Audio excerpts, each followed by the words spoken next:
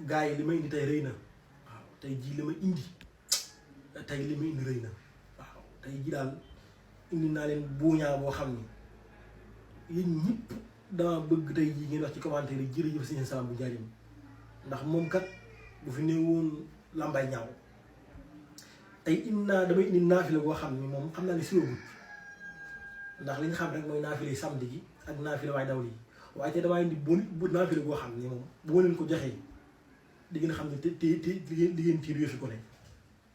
naafila gi nag li tax ma teel leen ko ma teel def vidéo bi tey ci àjjuma ji damaa bëgg ñëpp teel cee jot ngir suba ñu man ko def ndax naafila gi samedi ci yoor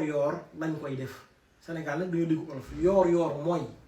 diggante 9h ba jàpp 11h diggante boobu mooy yoor sëriñ bi wax jëmm ji ni wax sëriñ Modou Sall si Adama Salaam moo ni ma jëmm ji ni wax sëriñ Modou Sall dëkk 50 nee na sëriñ bee ni ko naafila gi boo ko defee suñu boroom dina la may maanaam bépp araf bu nekk ci ayatul kursi yu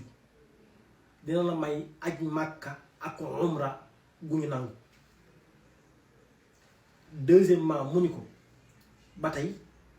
naafila gi boo ko defee dina mel ni at moo xam ni dina la may yolu at moo xam ni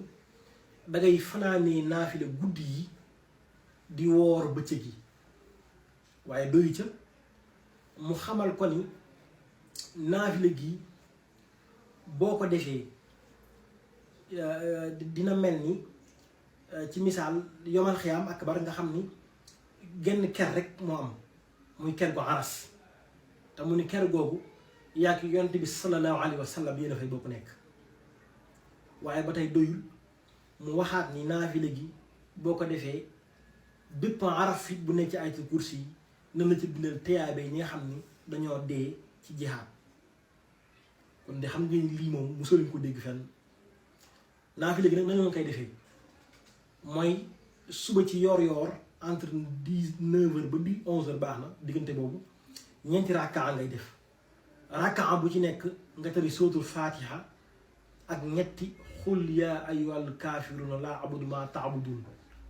ñett day def ñaar sëlmal ñaari rakk nga def sëlmal defaat ñaari rakkaa sëlmal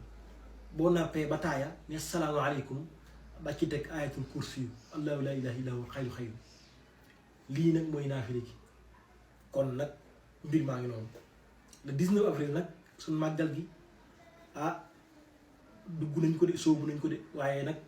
jëf ja lañ war a sasoo daa bëri muy 40 000 euros te fi mu ne nii amagul lu 13 000 xam nga 14 000 Sénégal nag ndeysaan ñoo baax ba ma dugalee vidéo bu njëkk ba léegi wallaahi day am na ñoo xam ne dugal 300 am na ñoo xam ne dugal 200 francs waaw ngir bëgg lu baax kon yéen ñi nekk ci diaspora bi yéen jëngu leen